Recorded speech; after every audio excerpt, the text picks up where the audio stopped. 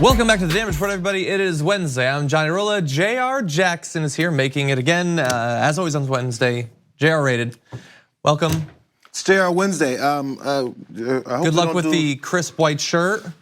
We're in a fast-paced environment with a lot of coffee flying around and stuff. We'll see how that There's survives. small cues. You can see I'm even moved this so slowly because I'm worried I'm going to get something on a white shirt. That when you really have like 6 to 7 white shirts, but you're worried about every one of them.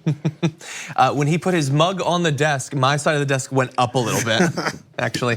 That is a big mug, and we've also got a big show. So not only do we have gigantic news, the I would say middle third of the country is a solid block of ice right now. It is kind of a disaster.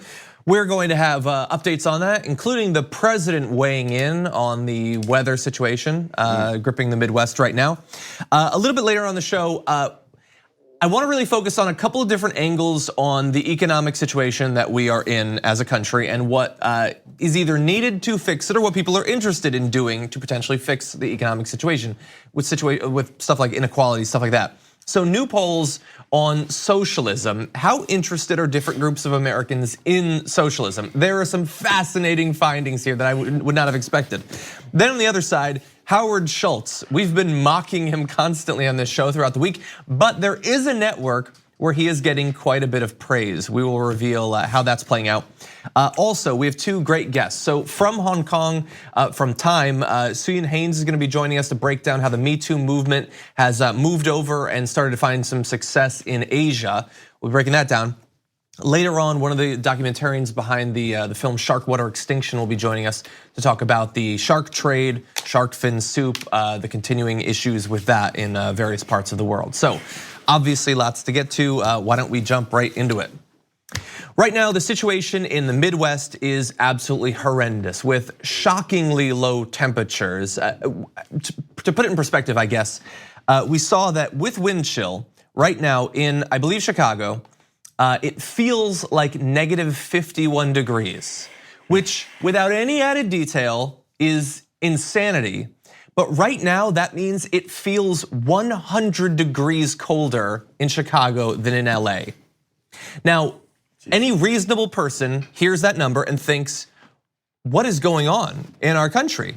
But we don't have a country filled with just reasonable people. We also have Donald Trump. And so he, in advance of this polar vortex that we knew was gonna be absolutely devastating, would likely lead to deaths, and by the way, already has been linked to at least 6 deaths, he tweeted this: in the beautiful Midwest, wind chill temperatures are reaching minus 60 degrees, the coldest ever recorded. In coming days, expected to get even colder. People can't last outside even for minutes. What the hell is going on with global warming? Please come back fast, we need you. So, he talked, like part of that tweet was people won't even last outside. So he seemed to understand that this is a deadly threat, and he still felt like it was comic fodder for an absolutely insipid, stupid joke about global warming. When you don't have, I guess, an adult approach to things like climate change, and when the argument is consistently based in elementary school terms, you don't know how to get out of it. So of course, it's worked from this long. It's the ongoing thought process for this president, or at least the way he approaches things. He continues to be allowed to get away with the stuff because he's always been that way. So he can say random. I saw that tweet when he put it out, and there's ha-ha-has and laughters and oh, you got him. What does that mean? What does that mean for your agenda? What does that mean for the people who you said are going to die, who now some have, and under what circumstances that's happened? In the summertime, it happens regularly where elderly folks or people without as much money, mostly elderly, poor folks, don't have money for air conditioning, say like in the South. And it gets extremely hot. And they're like, hey, we're gonna do these donation things, maybe get some elderly folks some air conditioning so they won't die. Do we joke about that? It's a regular thing, we know it happens. But it doesn't mean suddenly, hey, because in the summertime it gets so hot in certain parts of the country that people die and we should help them. That's a solution to the problem. Instead of just joking and saying, hey, some old folks gonna die this summer. Guess can't wait for that snow to come back. Yeah. What's the point? Yeah. Does that lead to an agenda? Is that part of a proposal you're gonna push to have Congress pass a bill? What's your end game? Yeah. There's none. Yeah, and one of the frustrating things too is, like, I do not expect out of Donald Trump that there's anything underlying that joke, that there never could be. But there's a lot of people who say, in effect, the same exact thing. Regular people, people in media, Fox News, you'll hear stuff like this. If there's global warming, why does my refrigerator produce ice? Those sorts of things. But the thing is, like, if you hear that Chicago is experiencing negative 60 degrees right now, and we've had a conversation for literally decades about global warming, even if you don't believe that global warming is happening, wouldn't you at least be curious enough to say, why is it that it's so cold in the center of the country right now? And try to figure out, maybe I could look into this and it'll buttress my argument against global warming, but they don't do that. I wanna be very clear, they don't do that. Because if you actually looked into this, why is it that we have these incredibly intense polar vortexes right now? Why are they more intense? Why are they happening more frequently? And the thing is, it is linked to global warming. We talked recently about Arctic temperatures being like 50 degrees higher on average than in past decades. These two things are linked. As you heat up parts of the world, you're going to shift weather patterns. You're gonna shift massive airflows and things like that. That helps to contribute to polar vortices in other parts of the world. Now you can get a scientist on if you don't want to have to do the research yourself. If you have a show, if you're Tucker Carlson or whatever, you can it can be real scientists. You can get Bill Nye or whatever. You get some science communicator, and they would be able to explain it to you. But they don't care enough to actually find out, and that means that their viewers, some of which are going to experience this cold, some of which might be injured, some of which might die, are going to go into it completely ignorant because the people they trust to explain the world to them aren't interested enough to actually look into it. It stretches further than that too. This is what's hard, and it's been said a million times. The difference between climate and weather. So we'll leave it at that and try to allow them to Google those two words.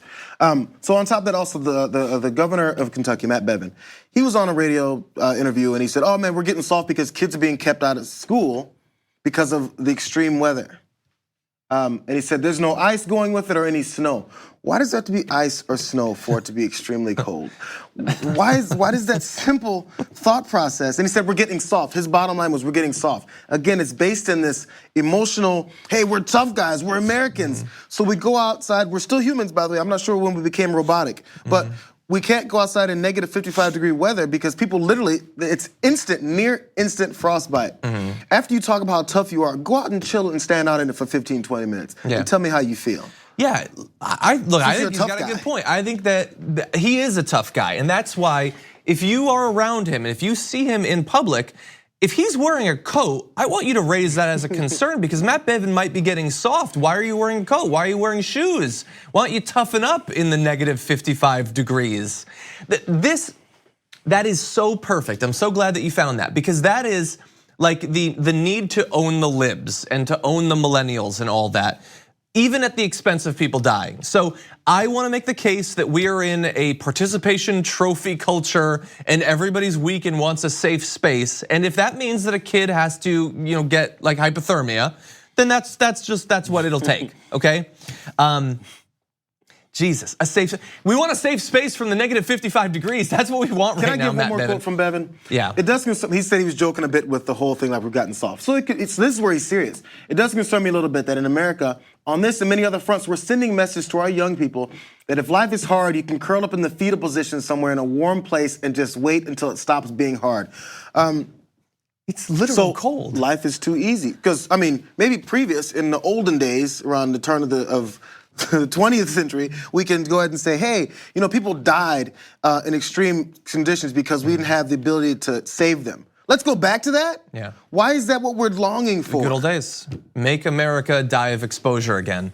Yeah, and look, I could make a metaphor of how in it's gonna be so difficult to deal with global climate change that many people like Matt Bevin just wanna curl up in a fetal position and not actually do anything about it, but we won't go into more in details. I wanna end with one thing. Let's show just a little bit of video of what's going on right now. It's so cold that for trains to operate, take a look at what they need to do. There you can see they have set fire to the train tracks. Look, I'm gonna plead ignorance. I didn't know this was a thing they did. I don't see how that's safe. I guess they need to do it though.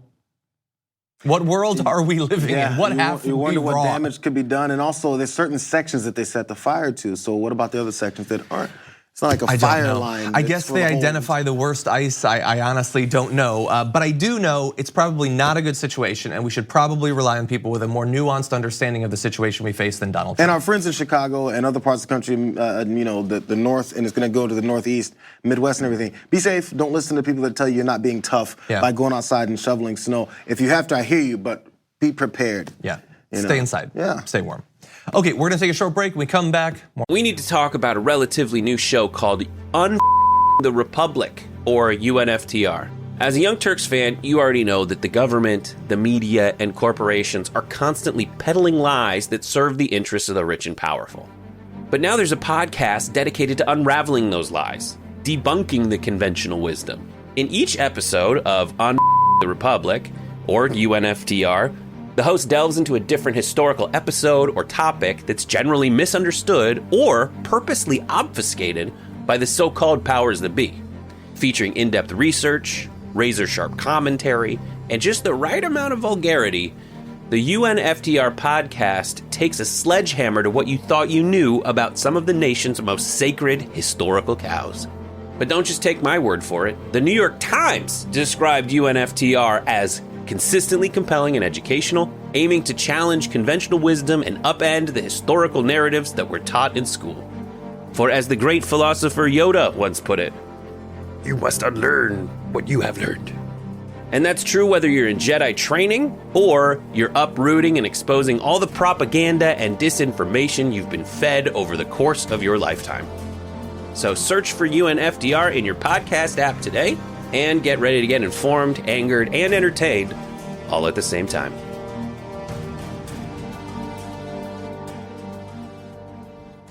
For you.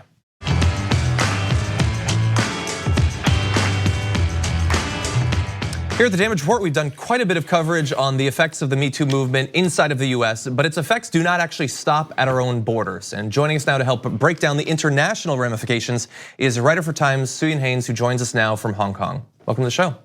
Hi, John. Thank you very much for having me. Thank you. And thank you for staying up as late as you are to join us on the show. We really do appreciate that. Not a problem. So we, as I said in the intro, we talk a lot about the Me Too movement inside of the country, from which it spawned, but it has actually spread to other parts of the world as well, correct? Yes, that's correct. I think it's important to note that it's taken on a lot of different forms around Asia, from women in Thailand speaking out against slut shaming, from women in Japan talking about the kind of effects of the discrimination in the workplace. And in the story that I co-authored with my colleague Aria Chen at Time as well, we look at China and South Korea as two kind of examples and two case studies of how the movement has blossomed in different ways in these two countries. And I guess I should give the caveat, I don't want to take away the agency of the activists working in these countries, that it was sort of picked up in many cases by groups, primarily women, who had been operating to try to bring progress in these areas for quite a long time, correct? Yes, that's completely right. It's important to note that although women in Hollywood and the kind of what we know now about Harvey Weinstein, etc., it did inspire some women to speak out in Asia, particularly Seo Ji-hun in South Korea, who is one of the main characters of our story.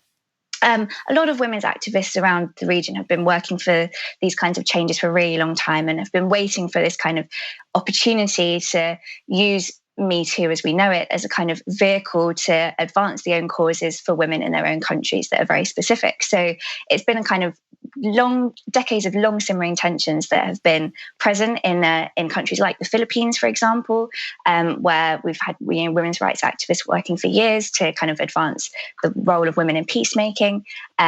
Also women in India, female journalists who've been speaking out against discrimination in their newsrooms. So it's been a long-standing thing. It's not kind of a carbon copy of the Western movement as we know it. And so thanks in no small part to the Me Too movement inside of the US, I think that we here have a far better understanding of how bad things have actually been. In countries like China or South Korea, how bad is the situation with harassment and assault and inequalities in the law and those sorts of things? Yes, I mean, it can be pretty difficult for survivors, honestly. I think there's kind of two main things to think about here. Firstly is the kind of barrier, the challenges and the challenging environments they're operating in. So if we take South Korea, for example, where you have a very patriarchal system, a very patriarchal society with strongly entrenched gender norms present through a lot of different facets of life, but particularly in the workplace, particularly in legal institutions, legal frameworks that make it quite difficult for survivors to get the kind of justice that they need. And to get the kind of support from law enforcement as well. And then in China, if we think about it, it's quite a different environment.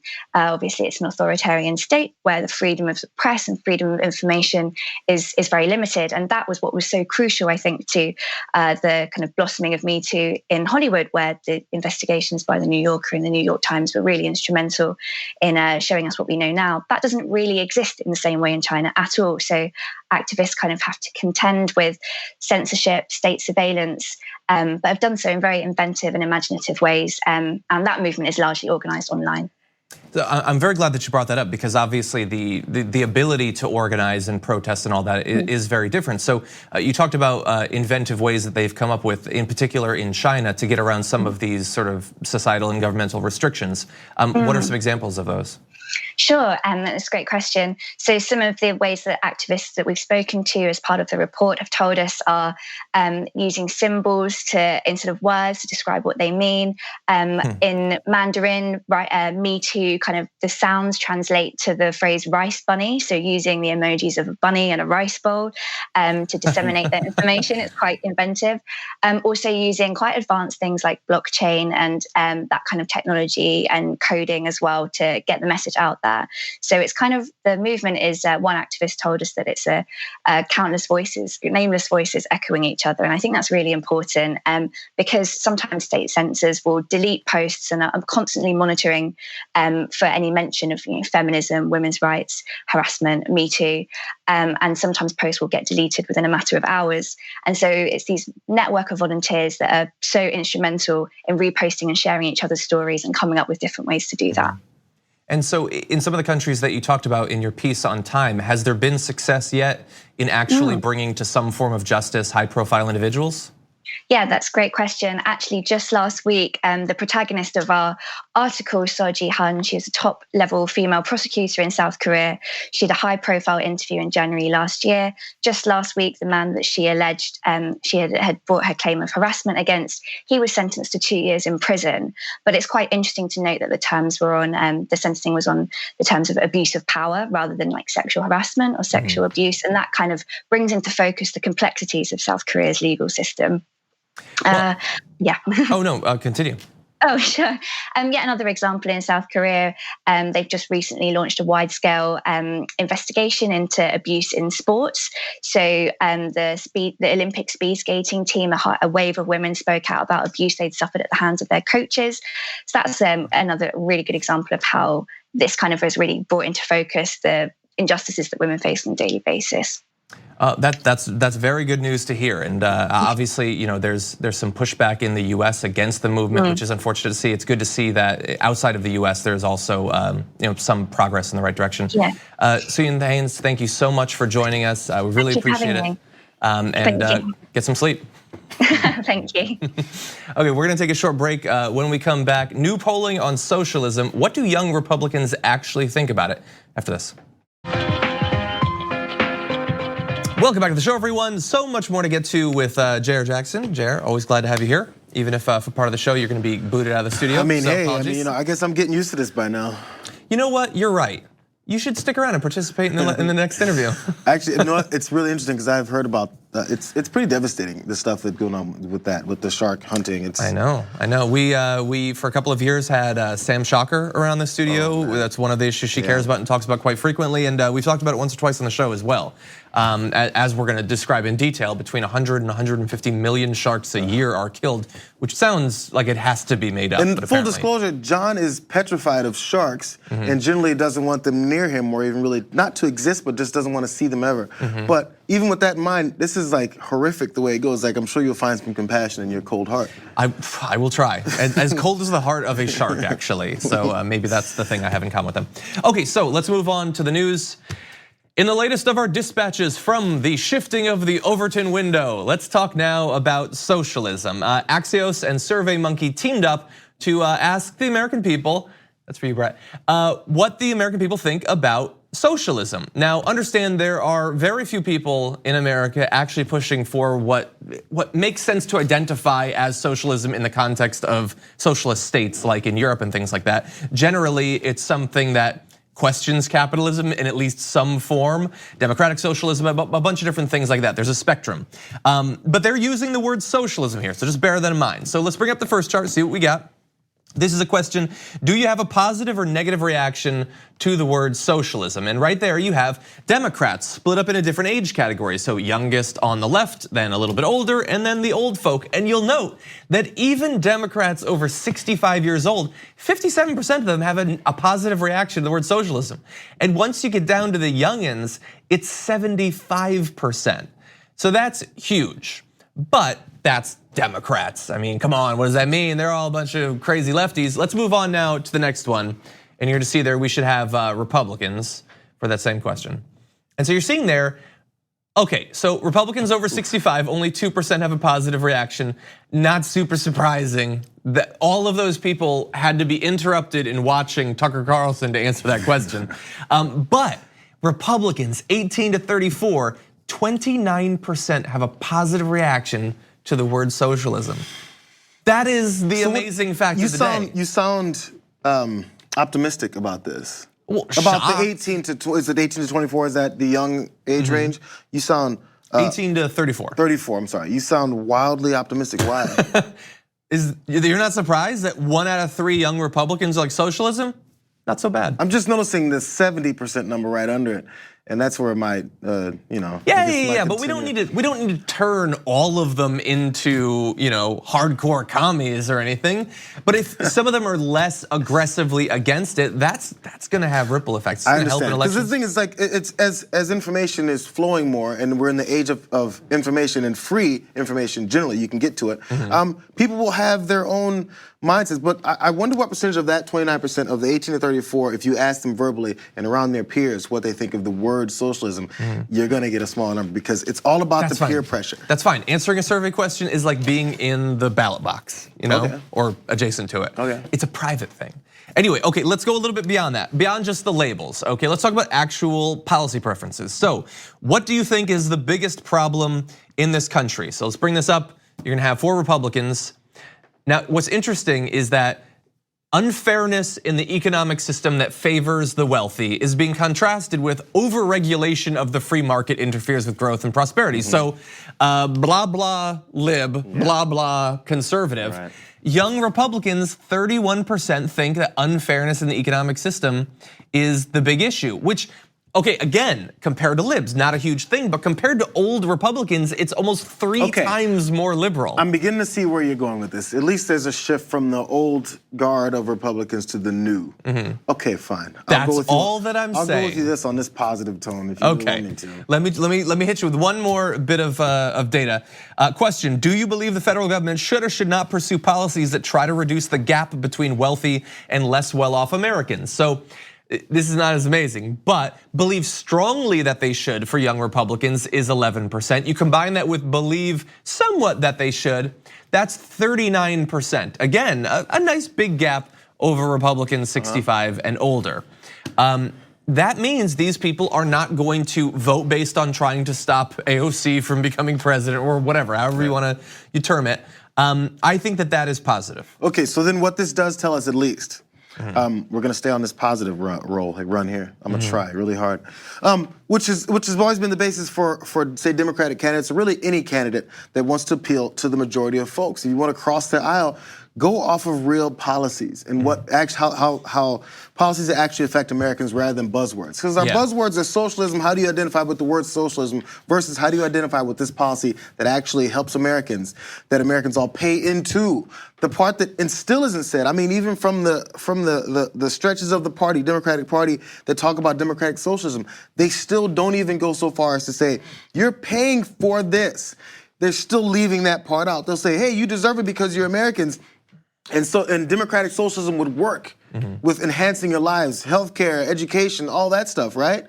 But still say, it's still not free, because that is the buzzword that's getting pushed by the 65 plus, maybe the 55 plus Republicans is, hey, how about all that free stuff that they're trying to give away? No, we're paying for it. Yeah. Hey, if you make $35,000 a year, you are paying. Trust me, you are not one of these losers that's getting something for free. Your money is going into the government, trust me, every day. Yeah. We have to let them know you're paying into the pot, because the other side is telling you that you're just a loser who's siphoning off of the rich. No, you're not. No, you're not.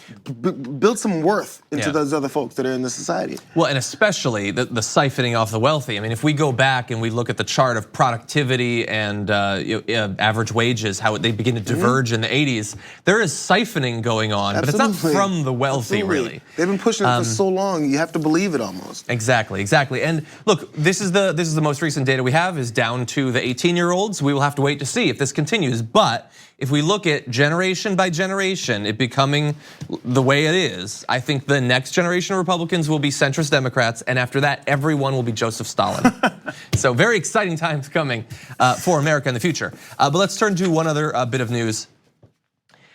Howard Schultz is a stupid weenie who's never gonna be president, but he is going to waste a lot of our time along the way. And look, in most quarters of the internet and the real world, he has been met with, at best, jokes, at worst, heckles, I guess, although he was received at least somewhat well on The View.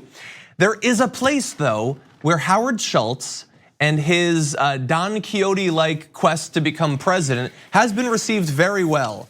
And that is Fox News. So let's take a look at some of the things that people on Fox News and Fox Business have been saying about Howard Schultz. Stuart Varney said if Schultz runs as independent, he splits the leftist vote in the Democrats and puts Donald Trump back in for a second term. So look, that means that Varney's in favor of it.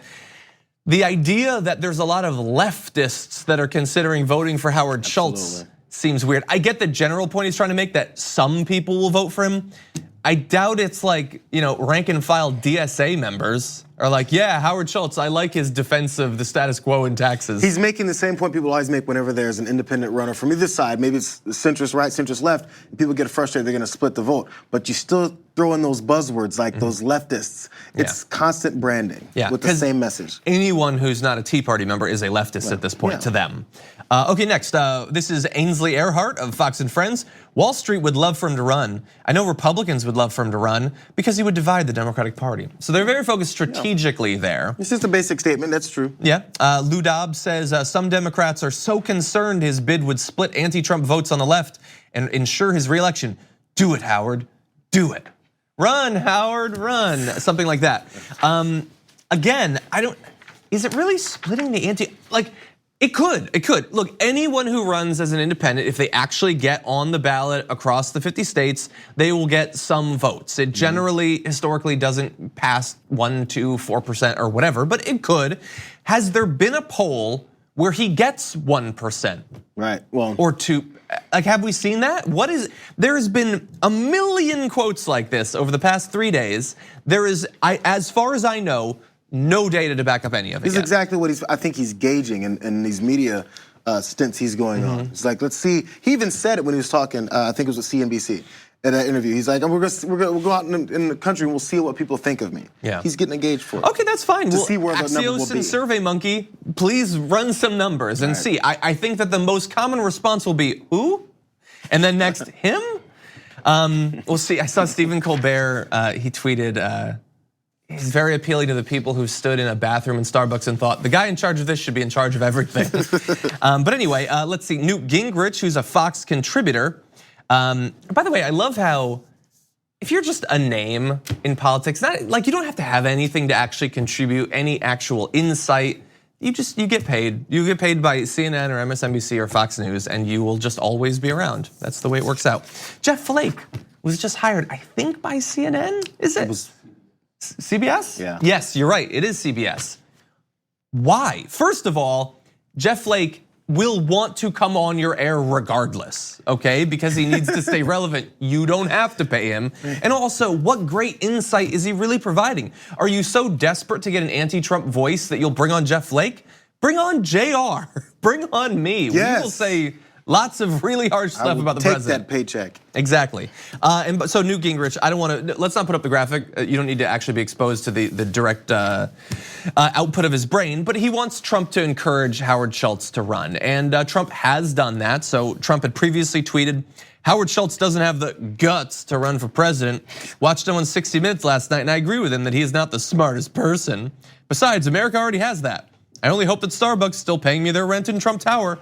By the way, Donald Trump, thank you for clarifying that you are speaking metaphorically with the guts. You're not implying that he literally does not have a digestive tract.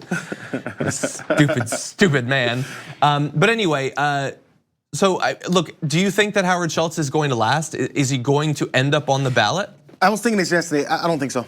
No? And I can't tell you a concrete reason why, but again, it was back to him saying he's trying to get a gauge, and there's not many positive things coming out outside of the people saying. And if you're watching this, if you're Howard Schultz and you're watching it and watching the reaction from many people on, say, Fox News, you're thinking, the only people who want me to do this are the people who have me split the Democratic vote, which maybe that's his motivation, because we saw his motivations based in disrupting Medicare for all and also tax increases for the wealthy. Exactly. That's his agenda, and that would help. That's a Republican mindset. And he's like, well, look, I'm okay with helping that stick around. That's what I want. Yeah, I feel like if you actually want him to split the vote, you need to be quieter about it on Fox News. Like, you're really giving up the game.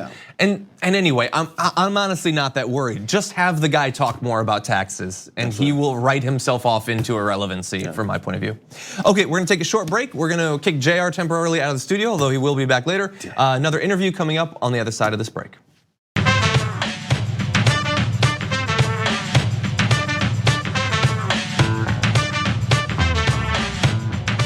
As we continue on our busy lives out there across vast swaths of the Earth's surface, the situation for sharks is absolutely horrendous. It's something we've talked about before on the Damage Report. An upcoming documentary, Sharkwater Extinction, makes clear how bad the situation actually is. The tragedy of the situation facing sharks, and a tragedy in the actual filming of the documentary as well. And joining us now to help talk about that documentary is cinematic activist Cahill. Welcome to the show. Thanks, John. Very glad to have you here. So I was able to watch the documentary.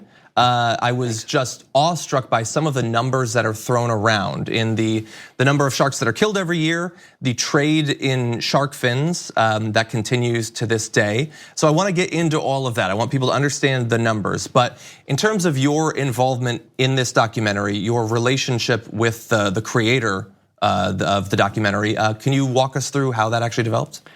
Sure. Well, Rob Stewart was a great friend and dear friend of mine for many, many years. And when he first released his film Sharkwater, it's over 10 years ago now, about 11 or 12 years ago, I saw it and I was completely moved by the situation. And like you, shocked by the numbers and by the things that were happening out in the world. And I said, I gotta get involved in this situation and help out. So out of the blue, I kind of cold called him. And I was like, hey dude, really? Yeah, I live in LA, I'm a yoga teacher. Is there anything a guy like me can do to help you? And he's like, absolutely. You know, what are your passions? What are you involved in? And I was like, I like sharks a lot. I swim in the ocean regularly. So if I can help in any way, it would be great. And he's like, yeah, teach me yoga. And so I started teaching him yoga, and he eventually moved to Los Angeles. We swam with sharks for the last 10 years together. Yeah.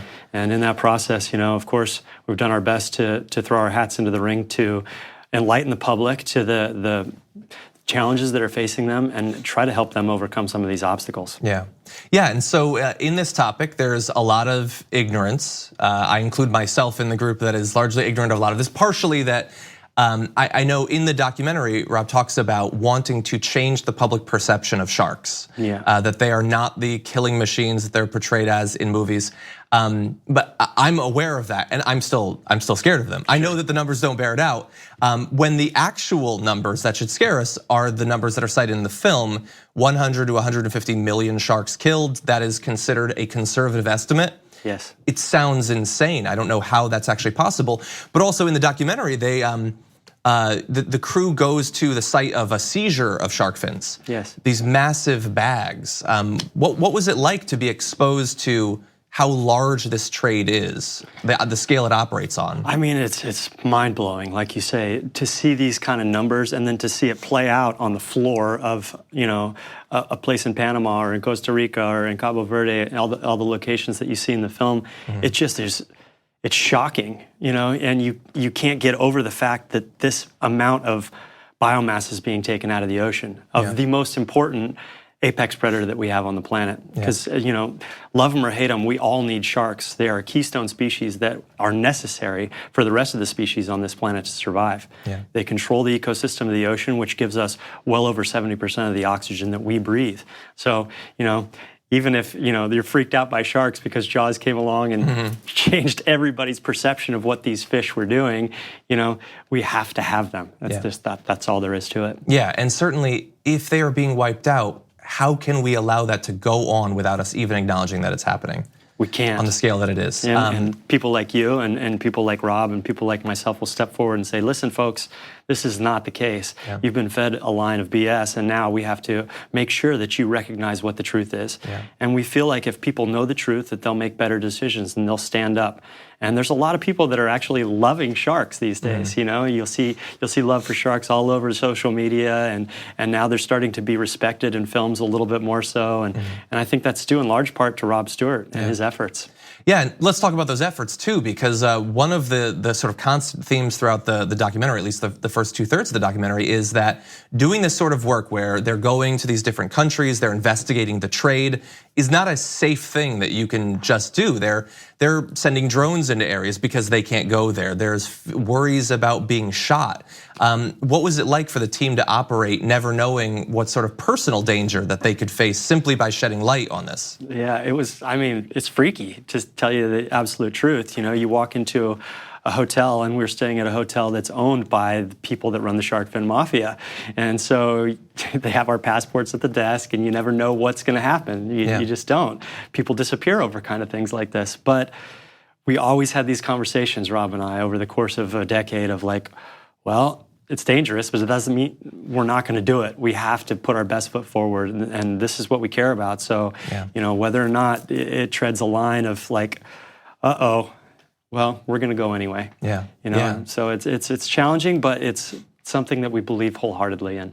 Yeah, and I think that the activists, both that you see on screen and those not as part of the team, deserve a ton of credit. That there's one member of the team who has to flee with fear of death threats. There's one of your sources is saying he can't identify a businessman because he's concerned about being killed over it. So just an amazing, not just the natural sort of consequences are stark and crazy, but the sort of organized crime element of it is something that I had not been familiar with.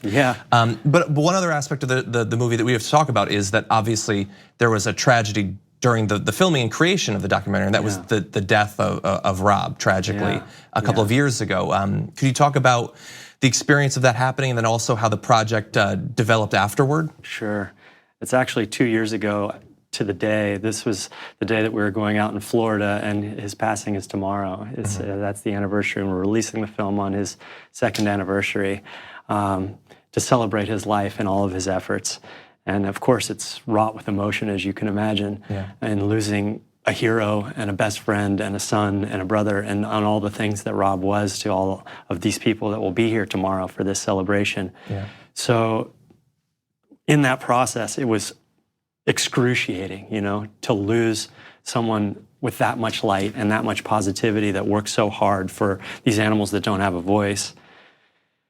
And that's just on a personal level, but then, on a professional level, trying to pull the project together after we lose our hero and our narrator and everything else, and not being, complete with the film. I'd say we were halfway done, probably, maybe a little bit further than halfway done. It was really challenging to pull it together by the bootstraps and get it finished.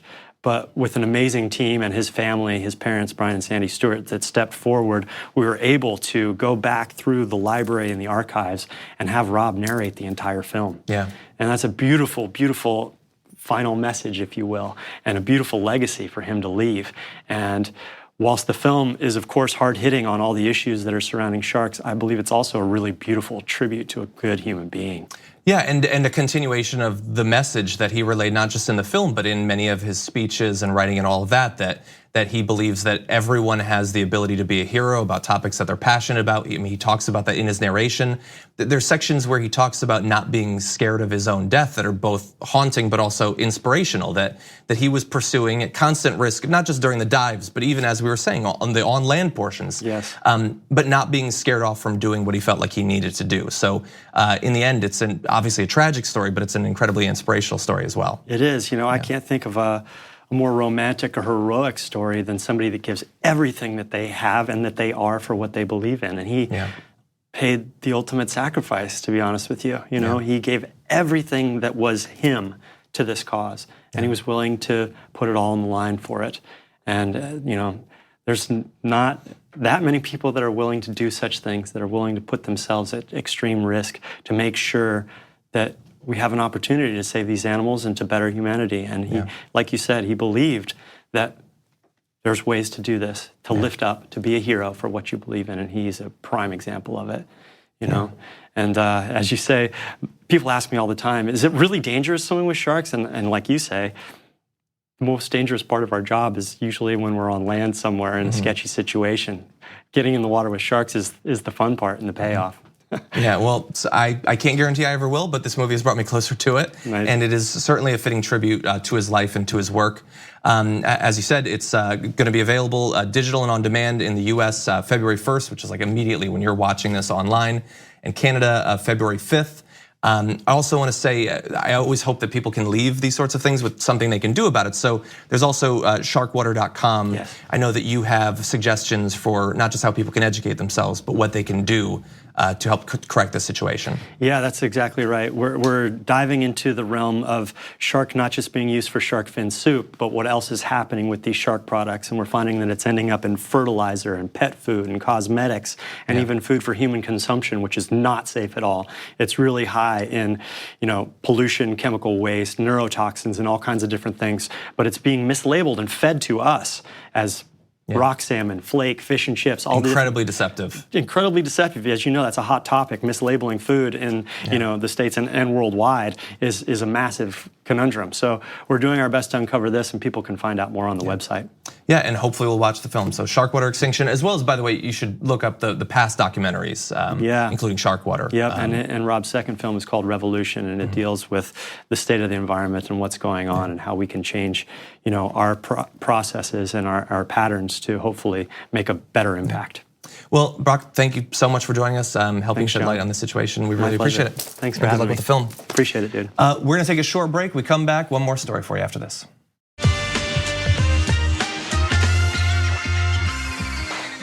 Welcome back to the show, everyone. We have like 10 seconds left, but we're gonna use it well. At the Davos summit, you have a bunch of billionaires getting together, making themselves feel better about the current economic havoc that they're wreaking across the country. But there's some good spots. We're gonna try to highlight a few this week. The first is Dutch historian Rutger Bregman, who brought up, I think, very succinctly, very accurately, what should be talked about. Here he is. I hear people talk in the language of participation and justice and equality and transparency. But then, I mean, almost no one raises the real issue of tax avoidance, right? And of the rich just not paying their fair share. I mean, it feels like I'm at a firefighters conference and no one's allowed to speak about water, right? there was only one panel, actually. Well, we've had two. You're the second of our panelists. There was only one panel. Let's go there. One panel hidden away in the media center that was actually about tax avoidance. Yeah. I was one of the 15 participants. So something needs to change here. So Rutger did a great job at the only time he's going to be allowed to appear in Davos. He's probably not going to be invited back, but we'll have a little bit more. But how did you also say, I mean, look at that guy and his accent. It just sounds so un-American. I'm not lying to you. This sounds like he's Dutch. No way. That's exactly. They're gonna say, oh yeah, that weird European accent guy. He has nothing to do with America. What a backwards way of thinking. It's just the way we approach things. That's why we have the superiority complex as Americans and say we're the best at all this, but we're not. And then we hear someone with a different accent. We say, oh yeah, of course that guy's loony. You hear that accent? It's such a base approach to things. So no, he's not gonna be able to convince anyone, at least not no one from our point of view. I find it convincing. Here's a little bit more of what he said. 10 years ago, the World Economic Forum asked the question, what must industry do to prevent a broad social backlash? The answer is very simple. Just stop talking about philanthropy. and start talking about taxes. Taxes. We need to. I mean, just 2 days ago, there was a billionaire in here, what's his name? Michael Dell. And he asked a question like, name me one country where a top marginal tax rate of 70% has actually worked. And, you know, I'm a historian. The United States, that's where it has actually worked. In the 1950s, during Republican President Eisenhower, you know, the war veteran, the top marginal tax rate in the US was 91% for people like Michael Dell. You know, the top estate tax for people like Michael Dell was more than 70%. I mean, this is not rocket science. That is amazing. It's much of what we and others have been saying here, but to hear it there at the actual forum, that is what needs to happen. So great job there by Rutger Bregman. There were a few other people on the panel that raised some good points. We will highlight them a little bit later on, but this is what needs to happen. This is a conversation that needs to happen. Thank you for being a part of our conversation, Hey, Jayar. good times. Good to have you here. Excellent. Thank you everybody for watching. We'll be back. We still got 2 more shows for you. Let's see what craziness happens.